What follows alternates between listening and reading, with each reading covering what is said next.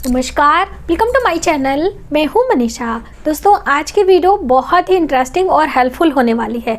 आज हम बात करेंगे खर मास के बारे में। जी हाँ दोस्तों, खर मास कब से शुरू हो रहा है, कब होगा समाप्त। खर मास के दौरान क्या क्या चीज़ें हमें भूल कर भी नहीं करनी चाहिए, लेकिन इन सब से अधिक महत्वपूर्ण जानकारी खर मास होता क्या है, क्यों आता है खर मास, इसका कारण क्या है। बहुत सारी महत्वपूर्ण बातें खर मास से संबंधित होने वाली हैं, तो वीडियो पर आप इन तक बने रहें, जिससे सभी जानकारी प्राप्त करके आप भी सही तरीके से समझें और इसका पालन करें। तो चलिए देर न करते हुए वीडियो की शुरुआत करते हैं। और दोस्तों, अभी तक आपने हमारे चैनल को सब्सक्राइब नहीं किया है तो प्लीज़ कर लें। वीडियो हेल्पफुल लगती है तो फैमिली फ्रेंडों में ज़रूर शेयर करें। हम बात कर रहे हैं खर मास के बारे में।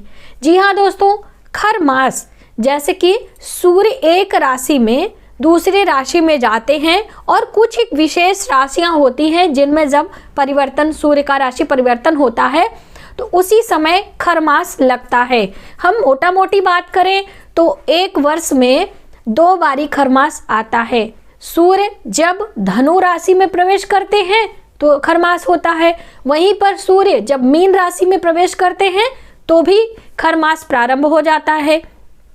और सूर्य की जो राशि परिवर्तन है इसे ही संक्रांति कहते हैं, जिसे कि आप सभी लोग बहुतायत मकर संक्रांति के नाम से जानते हैं।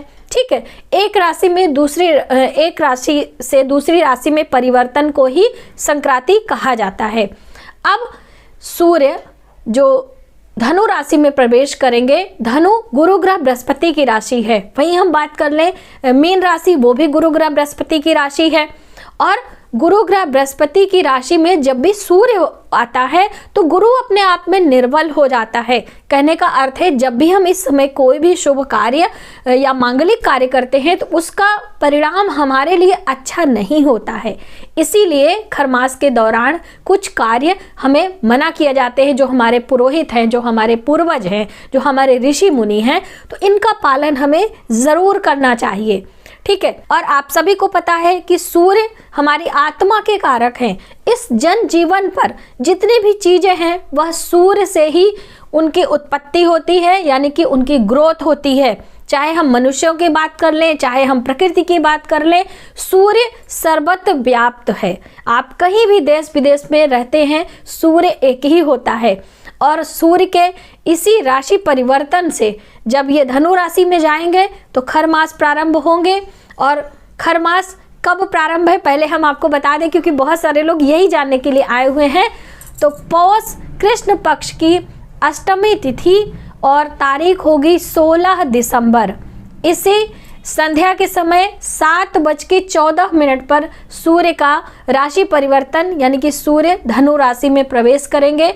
और जब हम 17 तारीख को सुबह सवेरे सूर्य का उदय होगा, सूर्य का दर्शन होगा, तो खर मास शुरू हो चुका होगा।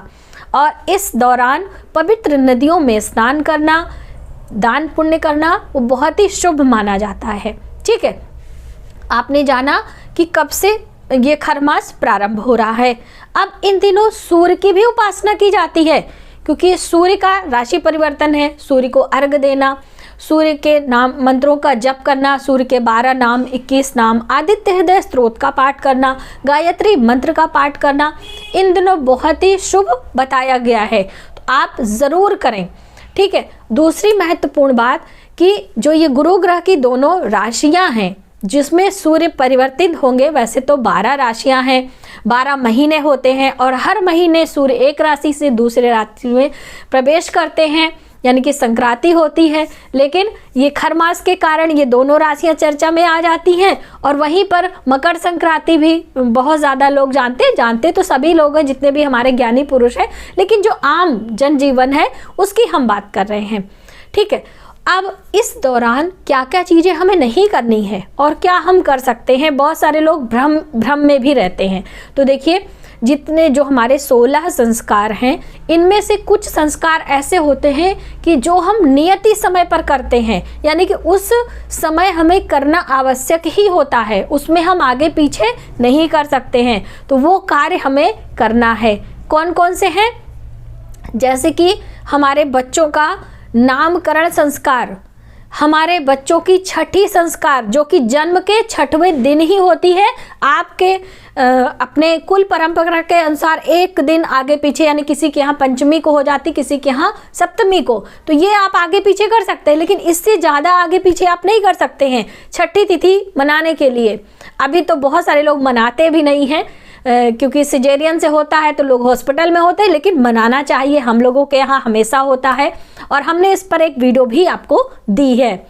अगली महत्वपूर्ण बात, नामकरण संस्कार, जो कि बच्चों का नाम 11वें दिन जन्म से, जब बच्चा आपका पैदा हुआ है उसके जन्म के 11वें दिन नामकरण संस्कार होता है। अभी ये सब भी बहुत सारे लोग नहीं जानते हैं। उस दिन किया जाता है जिस दिन पहली बार बच्चे को सूर्य का दर्शन कराया जाता था। धरती का प्रणाम, यानी कि धरती को स्पर्श करा के उसे मतलब प्रणाम करते हैं। धरती माँ है, इनके गर्भ से सारी चीज़ें उत्पत्ति होती है जिनका हम सेवन करते हैं और हमारे जीवन का भरण पोषण होता है। और उसी समय पहली बार शहद चटाया जाता है बच्चों को। जो घर परिवार के लोग होते हैं, जो हमारी बुआ हैं, बड़े बुजुर्ग हैं, वो सभी एकत्रित होते हैं, गीत गायन करते हैं। और ये अलग हो गया, नामकरण संस्कार किया जाता है, इसके लिए मैंने वीडियो दी है, आप देख सकते हैं। तो इस तरह से नामकरण संस्कार भी आप कर सकते हैं खर मास के दौरान। और जो गोद भरी की रस्म होती है, जिनमें जब गर्भ में बच्चा होता है तो गोद भरी की रस्म की जाती है, जो कि बच्चा गर्भ में आने के 7वें महीने या फिर 9वें महीने कहीं कहीं की जाती है। वैसे 9 महीने नहीं करना चाहिए, रिस्क रहता है। 7वें महीने आप कर सकते हैं, कहीं कहीं 5वें महीने भी की जाती है। ठीक है, तो इस तरह से ये आप कर सकते हैं खर मास के दौरान। अन्नप्राशन, बच्चे के जन्म के 6ठे महीने अन्नप्राशन की रस्म की जाती है। तो ये भी आपको 6ठे महीने ही करने, आप 7वें नहीं कर सकते हैं कि खर मास प्रारंभ खत्म हो जाएगा तो हम अगले महीने करेंगे, नहीं। उसका महत्व, उसकी उपयोगिता उसके जीवन में 6 मंथ में ही आती है। तो इसीलिए ये सारे कार्य नियति समय पर करे जाते हैं, तो आप इसे कर सकते हैं। ठीक है, अब कौन से कार्य नहीं करने हैं वो भी आप समझ लीजिए। तो हमें मुंडन संस्कार, जो बच्चों का पहली बार मुंडन किया जाता है, जो जन्म के बाल होते हैं वो हटाए जाते हैं, वो जीवन में सिर्फ एक बार होता है। इसे बहुत ही शुभ मुहूर्त में करते हैं, तो ये आप ना करें। अगली महत्वपूर्ण बात कि आपके बच्चे का जो उपनयन संस्कार, जिसे जनेऊ कहते हैं, या फिर कर्ण छेदन भी किसी किसी के यहाँ होता है, वो भी। और विवाह संस्कार, जब विवाह हमारे शुभ मुहूर्त में होंगे तो उसका परिणाम भी शुभ होगा, और जो हमारी संतानें होंगी वो भी शुभ होंगी। उससे भी आपको बहुत ही शुभ, बहुत ही ध्यान वगैरह करके करना चाहिए। इसीलिए जो सूर्य राशि परिवर्तन करते हैं, इस समय जो गुरु ग्रह बृहस्पति हैं वो बहुत निर्बल हो जाते हैं, और गुरु ग्रह बृहस्पति मजबूत होना बहुत आवश्यक होता है। जन्म के हर पड़ाव में, चाहे हमारा जन्म हुआ हो, चाहे हमारा बाल्यावस्था हो, पढ़ाई लिखाई की बात हम करें, विवाह की बात करें, वैवाहिक जीवन की बात करें, संतान उत्पत्ति की बात करें, हमारा बुढ़ापा, जीवन के हर एक पड़ाव में गुरु ग्रह बृहस्पति की अहम रोल रहती है। इसीलिए बृहस्पति जब शुभ हो तभी शुभ कार्य करने चाहिए।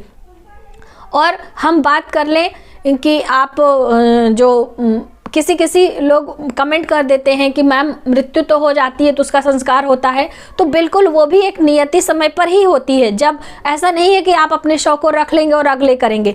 इसी तरह से जब हमारे व्रत का समापन हो जाता है, यानी कि जब आपका संकल्प पूर्ण हो गया, उद्यापन भी आपको उसी समय करना चाहिए। ऐसा नहीं है कि आप बहुत लंबे समय तक उसे टाल सके।